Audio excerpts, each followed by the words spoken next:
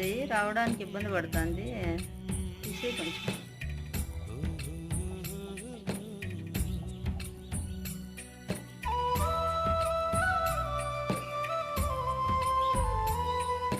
ఓహ్! White పిల్ల. బయటకొచ్చేసింది.